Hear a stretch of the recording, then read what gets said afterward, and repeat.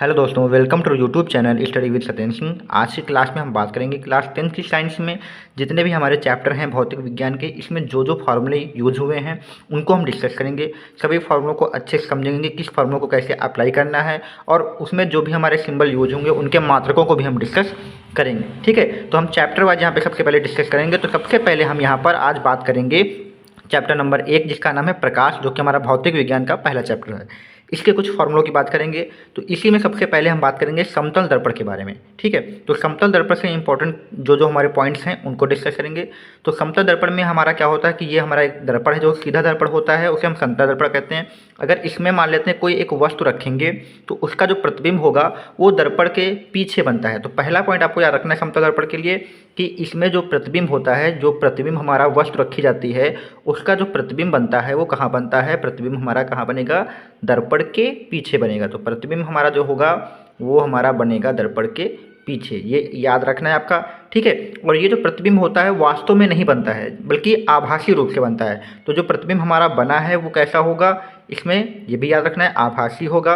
और जैसी वस्तु रखी है, देखिए हमने वस्तु ऊपर रखी है तो इसमें प्रतिबिंब भी जो हमारा होता है वो ऊपर ही बनता है। तो आभासी के साथ साथ ये क्या होता है, सीधा होता है। तो पहला क्वेश्चन तो आपका काफ़ी इंपॉर्टेंट है, ध्यान रखना है, किसी भी एग्जाम के लिए इंपॉर्टेंट हो सकता है। तो समतल दर्पण में पूछा जाए कि जो उसका प्रतिबिंब बनता है वो कहाँ बनता है, दर्पण के पीछे बनता है, आभासी बनता है और सीधा बनता है। ठीक है, तो ये एक पॉइंट हो गया। इसके बाद हमारा यहाँ पे एक इंपॉर्टेंट पॉइंट ये रहेगा कि जो वस्तु की दूरी, देखिए यहाँ पे ये वस्तु है और ये हमारा दर्पण है। तो वस्तु से जो दर्पण की दूरी है उसे हम यू कहते हैं, और जो हमारा यहाँ पे प्रतिबिंब बना है इस प्रतिबिंब की जो दर्पण से दूरी है उसे हम वी कहते हैं। तो जितनी दूरी पर हमारा दर्पण से वस्तु होती है उतनी ही दूरी पर दर्पण से प्रतिबिंब बनता है। तो कहने का मतलब है कि u जो होगा वो बराबर होगा किसके, v के होगा। ठीक है, u हमारा कौन है, ये हमारा वस्तु की दूरी है दर्पण से, v हमारा क्या है, ये है हमारा प्रतिबिंब की दूरी दर्पण से। तो ध्यान रखना है, पहला पॉइंट काफ़ी इंपॉर्टेंट है कि वस्तु की दूरी दर्पण से और प्रतिबिंब की दूरी दर्पण से क्या होती हैं, बराबर होती हैं। ये अपना पहला पॉइंट हो गया, काफ़ी इंपॉर्टेंट रहेगा, इसके भी न्यूमेरिकल आपसे पूछे जा सकते हैं। ठीक है, दूसरी बात होती है कि जितनी बड़ी आप वस्तु रखेंगे उतना ही बड़ा आपका प्रतिबिंब बनेगा। तो यहाँ पे देखिए हमने वस्तु की जो लंबाई ली है वो कितनी ली है, एचओ ली है, और यहाँ पे जो प्रतिबिंब बना है उसकी जो लंबाई ली है वो क्या ली है, एचआई ली है। तो कहने का मतलब है कि वस्तु की लंबाई यानी एच ओ का मतलब ऑब्जेक्ट बराबर होगा एच आई मतलब इमेज यानी प्रतिबिंब के बराबर। तो दूसरा पॉइंट भी आपको याद रखना है कि जो वस्तु की लंबाई है वो प्रतिबिंब की लंबाई के बराबर होती है। ठीक है, ये दो पॉइंट आपके इंपॉर्टेंट होंगे। और तीसरा पॉइंट हम यहाँ पे डिस्कस करेंगे रेखीय आवर्धन के बारे में। तो रेखीय आवर्धन का जो सूत्र होता है वो होता है प्रतिबिंब की लंबाई। ध्यान रखना है, रेखीय आवर्धन का सूत्र क्या होता है, प्रतिबिंब की लंबाई बटे होता है वस्तु की लंबाई। इसका हम डिस्कस कर लें, काफ़ी इंपॉर्टेंट क्वेश्चन ये भी है। तो वस्तु की लंबाई, ठीक है, प्रतिबिंब की लंबाई देखिए हमारी कितनी है, प्रतिबिंब की लंबाई जो हमारी है वो एच आई है, हम यहाँ पे एच आई लिख लेंगे। और अगर प्रतिबिंब ऊपर बन रहा है तो एच आई की वैल्यू प्लस की होती है। वस्तु की लंबाई हमारी कितनी है, वस्तु की लंबाई एच ओ है, ये भी ऊपर ही रखी हुई है, तो इसको भी हम क्या लिखेंगे, प्लस में ही लिखेंगे। अब देखिए एच ओ जो है वो एच आई के बराबर है, तो जहाँ पर हमारा यहाँ पे एच ओ लिखा है उसको हम क्या लिख देंगे, एच आई लिख देंगे। तो एच आई से एच आई कट जाएगा तो हमारा एक आ जाएगा। तो पूछा जाए कि समतल दर्पण का जो रेखीय आवर्धन है वो कितना होता है, तो एक होता है। तो काफ़ी इंपॉर्टेंट क्वेश्चन आपका पेपर के लिए बन सकता है कि समतल दर्पण का रेखीय आवर्धन कितना होता है, तो वो एक होता है। ठीक है, अब क्वेश्चन मान लेते हैं एक आएगा कि मान लेते हैं एक समतल दर्पण से एक वस्तु जो है वो 10 सेंटीमीटर दूर रखी है, तो उसका प्रतिबिंब दर्पण से कितनी दूर बनेगा। तो 10 सेंटीमीटर दूर वस्तु रखी है तो उसका प्रतिबिंब भी कहाँ बनेगा, 10 सेंटीमीटर दूर बनेगा। अब मान लेते हैं क्वेश्चन दिया है कि मान लेते हैं एक वस्तु जो है वो दर्पण से 15 सेंटीमीटर दूर पर रखी है। ठीक है, तो क्वेश्चन पूछा जाएगा कि वस्तु की प्रतिबिंब से दूरी, वस्तु की किससे दूरी पूछी जाएगी, प्रतिबिंब। तो ये वस्तु हो गई, ये प्रतिबिंब हो गया। अब देखिए वस्तु की दर्पण से दूरी 15 है, और इधर भी दर्पण की जो प्रतिबिंब से दूरी होगी वो कितनी, जो 15 हो जाएगी। और पूछी गई है वस्तु इससे लेकर प्रतिबिंब की, तो टोटल हम जोड़ देंगे कितनी हो जाएगी, 15 और 15 30 हो जाएगी। तो इस प्रकार के क्वेश्चन आपके समतल दर्पण से आ सकते हैं। तो आपको याद रखना है हमने जो भी पॉइंट डिस्कस किए हैं काफ़ी इंपॉर्टेंट हैं, तो ध्यान रखना है। इसके बाद हम बात करेंगे फोकस दूरी और वक्रता त्रिज्या में संबंध। तो फोकस दूरी को हम एफ से लिखते हैं, वक्रता त्रिज्या को हम आर से लिखते हैं। ध्यान रखना है, फोकस दूरी को हम किससे लिखते हैं, एफ से लिखते हैं, और वक्रता त्रिज्या को हम आर से लिखते हैं। तो एफ बराबर जो हमारा फॉर्मूला होता है वो आर बटे 2 होता है। तो एफ बराबर क्या हो जाएगा, आर बटे 2 हो जाएगा। ध्यान रखना है अवतल के लिए जो एफ और आर के मान होंगे, अवतल दर्पण की बात करें अगर हम, तो इसके लिए ये दोनों क्या होंगे, प्लस होंगे, प्लस नहीं होंगे, यहाँ पे गलत लिख दिया, अवतल दर्पण के लिए क्या होंगे, माइनस होंगे। जबकि अगर उत्तल दर्पण की बात हो तो फोकस दूरी या और आर का मान हमारा होगा वो काहे का हो जाएगा, प्लस का हो जाएगा। तो ध्यान रखना है एफ और आर के मान उत्तल दर्पण के लिए प्लस लेने हैं और अवतल दर्पण के लिए क्या लेने हैं, माइनस लेने हैं। तो ये हमने यहाँ पे समतल दर्पण और फोकस दूरी वक्रता त्रिज्या में संबंध से क्वेश्चन जो बन सकते हैं, जो फॉर्मूले हैं, हमने डिस्कस कर लिया। आई होप आपको क्लियर भी होंगे। इसके बाद हम गोली दर्पण जो अवतल दर्पण है, उत्तल दर्पण की फोकस दूरी के सूत्रों को अच्छे से डिस्कस करते हैं।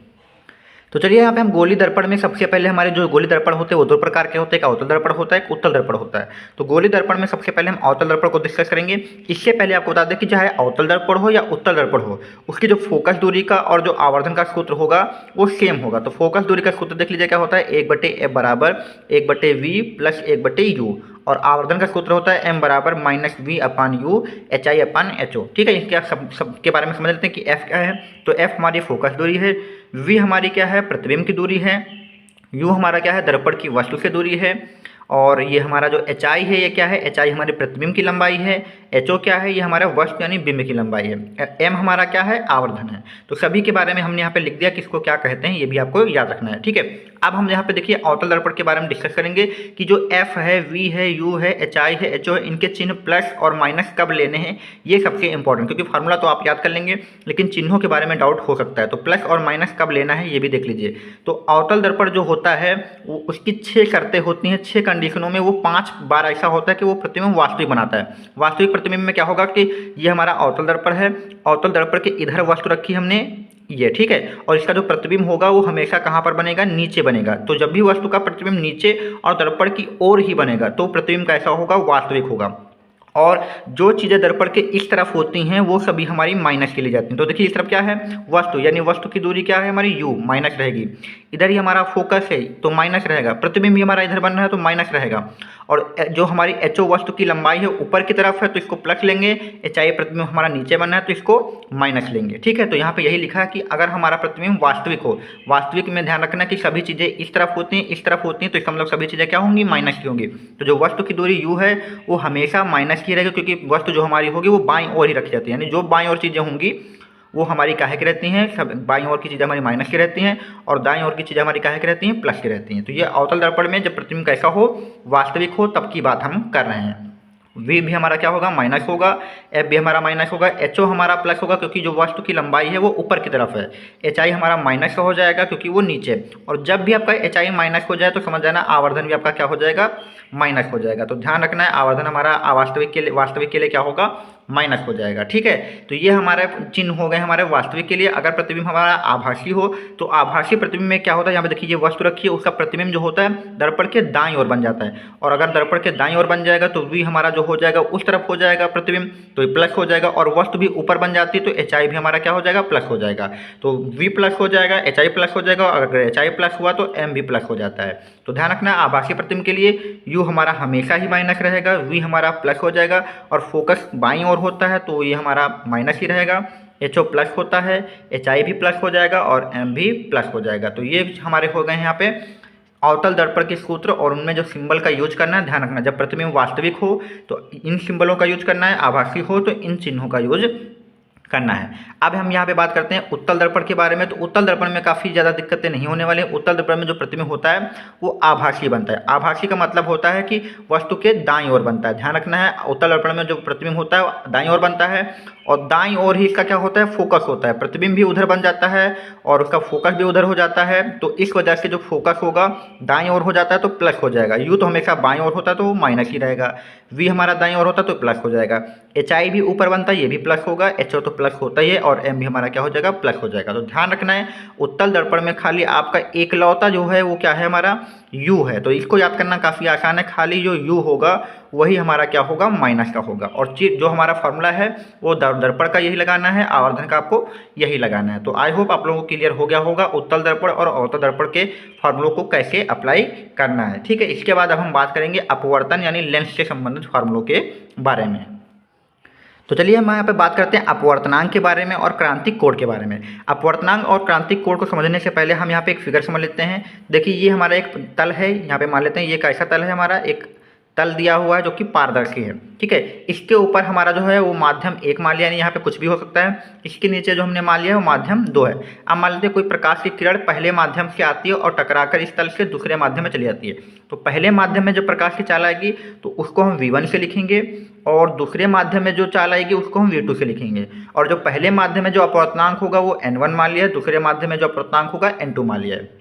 और ये हमारा जो है अभिलंब है। तो प्रकाश की किरण जिस भी कोण के साथ अभिलंब के साथ आएगी उसे I यानी आपतन कोण कहेंगे, और टकराकर अभिलंब के साथ जिस कोण पे जाएगी उसे R अपवर्तन कोण कहेंगे। तो हमने यहाँ पे लिख दिया है I हमारा जो होगा वो आपतन कोण होगा, R जो हमारा होगा वो अपवर्तन कोण होगा, ठीक है। तो इतना आपको क्लियर हो गया होगा कि हमने क्या बताया। अब अपवर्तनांक के बारे में समझते हैं। तो अपवर्तनांक में लिखा है, अगर आपसे पूछा जाए माध्यम 1 के सापेक्ष माध्यम 2 का अपवर्तनांक, यहाँ पे लिखा है माध्यम 1 के सापेक्ष किसका, 2 का अपवर्तनांक। तो जिसके सापेक्ष किया जाए उसको आपको बाईं ओर लिखना है, अपवर्तनांक को n से लिख देते हैं, और जिसका अपवर्तनांक पूछा जाए उसको दाईं ओर लिखना है। तो माध्यम 1 के सापेक्ष है, और किसका अपवर्तनांक की बात करें, 2 का, तो जिसकी बात करेंगे उसको कहाँ लिखना है, दाईं ओर लिखना है, और जिसके सापेक्ष होगा उसको कहाँ लिखना है, बाईं ओर, ठीक है। अगर आपको चालें दी हैं तो आपको क्या करना है, जो भी सापेक्ष है यानी माध्यम 1 सापेक्ष है तो उसकी चाल कहाँ पे लिखना है, यहाँ पे उसकी चाल हमने यहाँ पे सही लिखिए, उसकी जो सापेक्ष वाली चाल है उसको ऊपर लिख देना है, और जिसका अपवर्तनांक निकालना है उसकी चाल कहाँ लिखना है, नीचे लिख देना है, ठीक है, ध्यान रखना है। तो जिसका अपवर्तनांक निकालें उसकी चाल नीचे कर देना है, यानी दूसरे माध्यम के जो अपवर्तनांक निकालें उसकी चाल नीचे लिखना है, और जिसके सापेक्ष निकालना है उसकी चाल ऊपर कर देना है, ठीक है। और यहाँ पे देखिए माध्यम 2 के सापेक्ष अगर 1 का अपवर्तनांक निकालना हो तो जिसका अपवर्तनांक निकालना है उसको दाएं लिखा, जिसके सापेक्ष निकालना है उसको बाएं लिखा, और बीच में अपवर्तनांक। अब जिसके सापेक्ष है उसकी चाल देखिए हमने 2 के सापेक्ष है तो उसको ऊपर लिखा, 1 का अपवर्तनांक निकालना है तो उसको नीचे लिखा। लेकिन अगर आपको चालें न दी जाए, दोनों के अपवर्तनांक ही दिए हैं, तो आपको क्या करना है, जिसका अपवर्तनांक निकालें जो दाईं ओर होगा उसको ऊपर लिखिए, जिसके सापेक्ष है उसको नीचे लिखिए, ठीक है। इसमें भी क्या होगा, 2 के सापेक्ष 1 का है तो जिसका अपवर्तनांक निकालें उसका अपवर्तनांक ऊपर लिखिए, जिसके सापेक्ष है उसको नीचे लिखिए, यानी ये जो चाल के अपोजिट होता है, ठीक है। जो अपवर्तनांक है, अपवर्तनांक जो है वो प्रपोजनल है किसके, चाल के, यानी अगर आपका अपवर्तनांक अधिक होगा तो चाल कम होगी, अगर चाल अधिक होगी तो अपवर्तनांक कम होगा। तो इनके बीच में रिलेशन है, ये फॉर्मूला है। अब एक एग्जांपल से समझते हैं। यहाँ पे लिखा है वायु के सापेक्ष कांच का अपवर्तनांक, इसको कैसे लिखना है। तो मान लेते हैं कि जो वायु की चाल है उसको हम C से लिख देते हैं, और कांच की चाल है उसको हम V से लिख देते हैं। अब जो वायु का अपवर्तनांक है इसको हम लिख देते हैं N एयर से, ठीक है, और जो कांच का अपवर्तनांक है उसको लिख देते हैं NG से। तो अब हमें क्या लिखना है, वायु के सापेक्ष कांच का अपवर्तनांक। तो सापेक्ष वर्ड किसके लगा है, वायु के, तो जिसके सापेक्ष लगा हो तो हमने कहा था इसको इधर लिखना है बाईं ओर, अपवर्तनांक को N से, और कांच का निकाल रहे हैं तो कांच को हम G से लिख ले रहे हैं, बराबर क्या होगा, तो जिसके सापेक्ष होता है हमने कहा था उसकी चाल ऊपर लिखते हैं, तो किसके सापेक्ष है, वायु के, तो वायु की चाल कितनी है, C है, तो C ऊपर कर देना है, और जिसका अपवर्तनांक निकालना है उसकी चाल कहाँ लिखना है, नीचे लिखना है, इसकी चाल कितनी है, V है। या फिर आप चाहें तो अपवर्तनांक लिखना चाहें तो जिसके सापेक्ष निकालना है उसका अपवर्तनांक नीचे कर देना है, यानी Na नीचे कर देना है, और ये हमारा कांच का अपवर्तनांक निकाल रहे हैं तो इसका कहाँ रख देना है, आपको ऊपर रख देना है। तो आई होप आप लोगों को क्लियर हुआ होगा इस एग्जाम्पल से कि अपवर्तनांक का फॉर्मूला आपको किस प्रकार से अप्लाई करना होगा, ठीक है। अब यहाँ पे देखिए स्नेल के नियम का फॉर्मूला लिखा है। स्नेल का नियम कब लगता है कि जिस भी माध्यम से प्रकाश की चाल चली है उसको सापेक्ष कहते हैं, और जहाँ जाती है उसका अपवर्तनांक निकालते हैं। तो देखिए पहले माध्यम से दूसरे में गई है तो 1 के सापेक्ष 2 का अपवर्तनांक लिखना है, तो इसमें क्या होगा, साइन लिख देना है, और I जो आपका आपतन कोण है वो लिखना है बटे साइन R, R जो आपका जो अपवर्तन कोण है वो लिख देना है, ठीक है। क्रांतिक कोण भी आपका होता है माध्यम 1 के सापेक्ष माध्यम 2 का अपवर्तनांक लिखने के लिए, ये होता है आपका 1/sin C होता है, और ये C जो हमारा होता है इसी को हम क्या कहते हैं, क्रांतिक कोण कहते हैं। और ये क्रांतिक कोण जो होता है तब बनता है जब R का मान कितना हो जाता है, 90 अंश हो जाता है, यानी जो अपवर्तन कोण है अगर 90 हो जाता है तो उस कंडीशन में जो I यानी आपतन कोण है उसको हम क्या कहते हैं, क्रांतिक कोण कहते हैं, ठीक है। तो ये एक फार्मूला हो जाएगा क्रांतिक कोण का। कब ध्यान रखना है, जब अपवर्तन कोण R का मान 90 हो जाए तो उस स्थिति में जो I होगा उसी को हम C कहते हैं। यहाँ पर C हमारा क्या हो जाएगा, क्रांतिक कोण हो जाएगा, ठीक है। इसके बाद एक फॉर्मूला आपका प्रिज्म का है, डिस्कस कर लेते हैं। जो प्रिज्म है तो प्रिज्म का अपवर्तनांक n बराबर होता है sine delta m plus a/2 बराबर साइन a/2। तो a होता है ये हमारा प्रिज्म कोण होता है, क्या होता है, a हमारा प्रिज्म कोण होता है। डेल m जो होता है ये प्रिज्म द्वारा विचलन कोण होता है, क्या होता है, विचलन कोण होता है, ठीक है। n हमारा क्या होता है, अपवर्तनांक होता है। तो ध्यान रखना है, काफ़ी इंपॉर्टेंट चैप्टर हमारा प्रकाश है, इससे काफ़ी सारे फॉर्मूले हैं जो कि आपको समझने अच्छे से हैं, ठीक है। तो यह भी हमने अच्छे से क्लियर कर लिया। अब हम लेंस के फॉर्मूलों को भी हम डिस्कस करते हैं। तो चलिए यहाँ पे हम लेंस की बात करते हैं। तो लेंस का जो सूत्र होता है 1/f बराबर 1/v माइनस 1/u होता है। आवर्धन का सूत्र की बात करें तो m बराबर v/u बराबर hi/ho होता है, इसमें बस माइनस नहीं होता। तो सबसे पहले हम उत्तल लेंस की बात कर लेते हैं, क्योंकि उत्तल लेंस में यहाँ पे बहुत सारी शर्तें बनती हैं। अगर उत्तल लेंस में आपका प्रतिबिंब वास्तविक है तो ध्यान रखना है उस कंडीशन में आपका जो u होगा वो माइनस होगा, v आपका प्लस होगा, f भी आपका प्लस होगा, HO भी आपका प्लस होगा। HO निर्भर करता है, HO आपका प्लस होगा, ठीक है। और ये जो HI होगा वो आपका माइनस होगा, M भी आपका क्या माइनस होगा, ठीक है। अगर HI माइनस है तो आपका M भी माइनस होगा। अगर आभासी प्रतिबिंब है तो इस कंडीशन में आपका क्या होगा, जो U है वो माइनस हो जाएगा और जो आपका V है वो माइनस हो जाएगा, ठीक है। आप यहाँ पे फिगर से समझ सकते हैं। और ये मान लेते हैं एक उत्तल लेंस है, इसमें हमने एक वस्तु रखी है और इस वस्तु को जो हमने कहाँ रखा है, बाईं ओर रखा है, तो इसलिए जो हमारा u होगा वो माइनस का हो जाता है। HO ऊपर बन रहा है तो इसलिए प्लस रहता है। और इस वस्तु का वास्तविक प्रतिबिंब के लिए जो प्रतिबिंब होगा वो दर्पण के कहाँ बनता है, दाईं ओर बनता है और हमेशा नीचे बनता है, ठीक है। तो दाईं ओर होने की वजह से जो v हमारा होता है वो प्लस हो जाता है और इधर जो फोकस होता है वो दाईं ओर वाला यूज होता है हमेशा, तो ये आपका प्लस हो जाएगा। उत्तल दर्पण की हम बात करें और HI आपका नीचे होता है तो ये आपका माइनस हो जाता है। तो यही चीज़ें हम यहाँ पे डिस्कस किए हैं। इसके बाद अगर उत्तल दर्पण में प्रतिबिंब आपका आभासी होगा तो जिधर वस्तु रखेंगे उधर ही आपका प्रतिबिंब हो जाएगा और उधर ही आपका जो फोकस जो आपका यहाँ पे हो जाता है, फोकस तो इस साइड होता है, ध्यान रखना है, जो फोकस होता है आपका इस साइड होता है, ठीक है। तो वस्तु इधर होती है तो इसलिए u का मान माइनस लेते हैं, फोकस इधर ही रहता है तो इसको प्लस लेते हैं, प्रतिबिंब इधर बन जाता है इसलिए हम जो v का मान है माइनस लेते हैं और प्रतिबिंब ऊपर बनता है तो जो HI है वो प्लस हो जाता है, HI प्लस हो जाता है तो m भी प्लस हो जाता है। तो उत्तल लेंस में हमने यहाँ पे इन चिन्हों को समझ लिया। बात करते हैं अवतल लेंस की। तो अवतल लेंस जो अपना प्रतिबिंब बनाता है वो हमेशा आभासी बनाता है। आभासी में जो होता है, जो प्रतिबिंब होता है, जो वस्तु होती है, जो फोकस होता है, सभी बाईं ओर होते हैं और बाईं ओर होंगे तो माइनस हो जाएंगे, तो u v f जो हमारे होंगे माइनस हो जाते हैं और HO तो हमारा प्लस ही रहता है। और इस बार जो प्रतिबिंब होता है वो ऊपर ही बनता है तो HI प्लस हुआ तो M भी हमारा क्या हो जाएगा, प्लस हो जाएगा, ठीक है। तो ये हमने यहाँ पे डिस्कस कर लिए हैं लेंस, अवतल लेंस और उत्तल लेंस के जो फार्मूले हैं और उनको चिन्हों को कैसे लेना है इनको डिस्कस कर लिया। अब हम बात करेंगे विद्युत धारा चैप्टर के कुछ इंपॉर्टेंट जो हमारे फार्मूले होंगे उनको हम डिस्कस करेंगे। अब हम विद्युत धारा चैप्टर के इंपॉर्टेंट जो फार्मूले होंगे उनको हम डिस्कस करते हैं। तो सबसे पहले हम बात करेंगे विद्युत धारा में आवेश फार्मूले का। तो आवेश को हम लिखते हैं Q से और Q बराबर एक फार्मूला होता है हमारा NE। N हमारा होता है इलेक्ट्रॉनों की संख्या होती है, ध्यान रखना है, N हमारा क्या होगा, इलेक्ट्रॉनों की संख्या होगी। E हमारा जो होगा वो इलेक्ट्रॉन पर क्या होगा, इलेक्ट्रॉन पर आवेश होगा, ध्यान रखना है, इलेक्ट्रॉन पर क्या हो जाएगा, आवेश हो जाएगा। और जिसकी वैल्यू हमें फिर पता है 1.6 × 10⁻⁻19 होती है और ये माइनस की होती है और इसका मात्रा क्या होता है, तो कूलाम होता है। तो ध्यान रखना है जो ई का मान होता है वो क्या होता है 1.6 × 10⁻⁻19। एन हमारा इलेक्ट्रॉनों की संख्या होती है, क्यू हमारा आवेश होता है और आवेश का जो मात्रक होता है वो क्या होता है, कूलाम होता है। ये भी आपको याद रखना है। दूसरा फार्मूला विद्युत धारा का लिखना है। तो विद्युत धारा को हम यहाँ पे I से लिखते हैं। I बराबर हमारा होता है Q/T होता है। तो I हमारी विद्युत धारा हो जाएगी, Q हमारा आवेश हो जाएगा और T हमारा क्या हो जाएगा, समय हो जाएगा। और विद्युत धारा का जो मात्रक होता है वो क्या होता है, वो हमारा होता है एम्पियर होता है, ये भी याद रखना है। विद्युत विभवांतर की बात करें तो विद्युत विभवांतर V बराबर आपका होता है W/Q होता है। तो W आपका कार्य होता है और Q आपको पता है आवेश होता है, ये भी आपको याद रखना है। और V हमारा क्या होता है, विभवांतर होता है। और विभवांतर की हम मात्रक की बात करें तो कार्य का मात्रक हमारा जूल होता है तो हम जूल लिख देंगे और आवेश का मात्रक हमारा कूलाम होता है तो नीचे कूलाम लिख देंगे। तो जूल प्रति क्या हो जाएगा, हमारा कूलाम हो जाएगा। फिर हम बात करते हैं अगला मात्रक प्रतिरोध की। तो प्रतिरोध को हम R से लिखते हैं। R बराबर होता है V/I होता है। अब हमने बता दिया V आपका विभवांतर है, I आपकी क्या है, धारा है। और प्रतिरोध का जो मात्रक होता है वो आपका क्या होता है, ओम होता है, ये भी आपको याद रखना है। ये क्या है, प्रतिरोध का मात्रक हो जाएगा। V क्या है, विभवांतर है, I क्या है, धारा।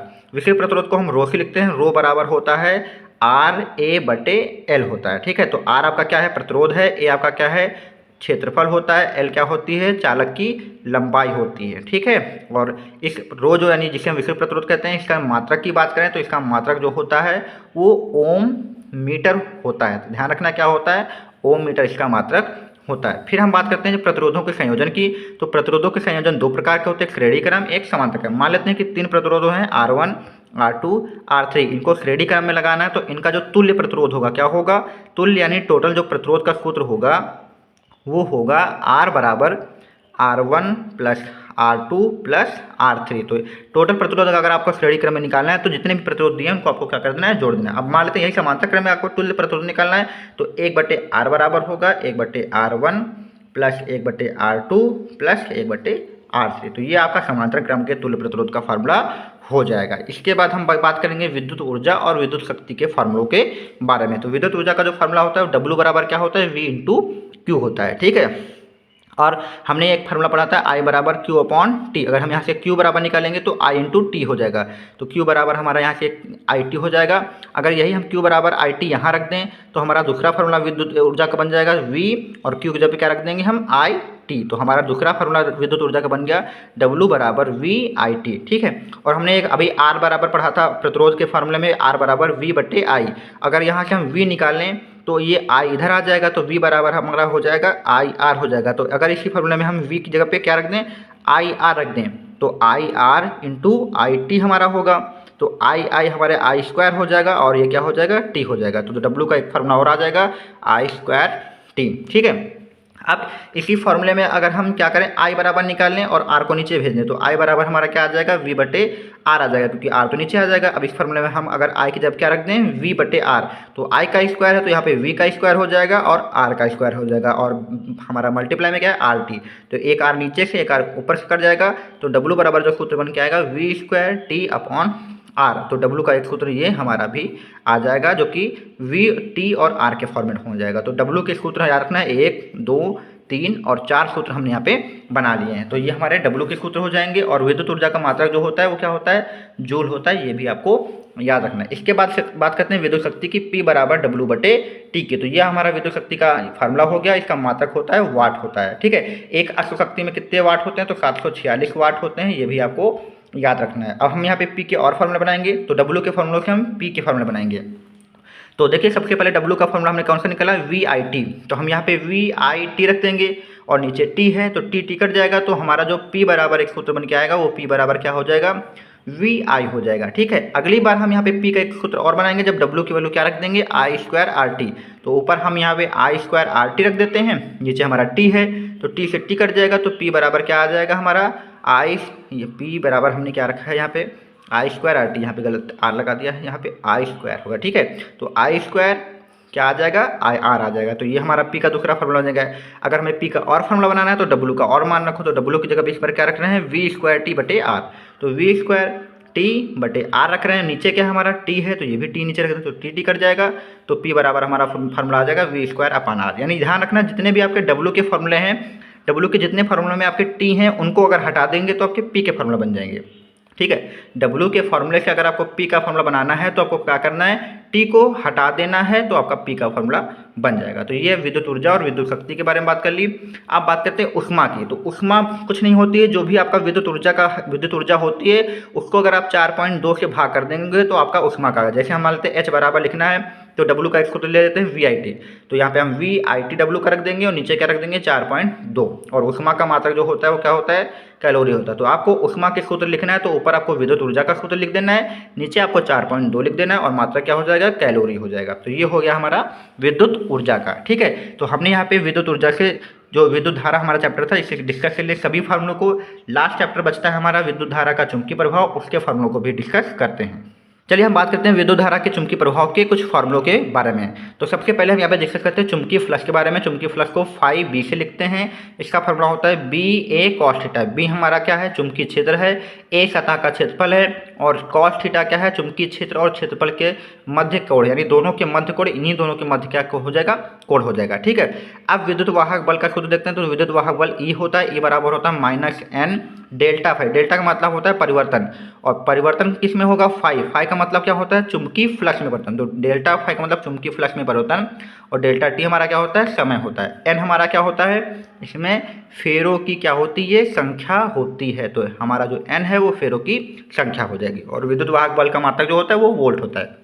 फिर धारावाही चालक पर बल पूछा था, तो बल को हम F से लिखते हैं। F बराबर क्या होगा, I/B/L sin थीटा। तो B हमारा क्या है, चुंबकीय क्षेत्र है, L क्या है, चालक की लंबाई हो जाएगी, और sin थीटा क्या हो जाएगा, कोण हो जाएगा। यहाँ पे चुंबकीय क्षेत्र और लंबाई यानी चालक की लंबाई के मध्य कोण हो जाएगा।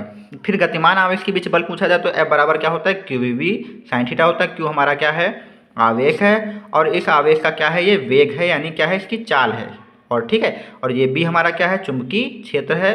ठीक है, ये भी याद रखना है। और ये हमारा साइन थीटा क्या है, आवेश और चुंबकीय क्षेत्र के मध्य क्या होगा, कोण हो जाएगा। तो ये हमारे यहाँ पे विद्युत धारा के चुंबकीय प्रभाव के फॉर्मूलों को हमने डिस्कस कर लिया। तो इसी के साथ हमने कक्षा 10 के विज्ञान में जितने फॉर्मूले थे सभी को डिस्कस कर लिया। आई होप आपको ये पसंद आए होंगे।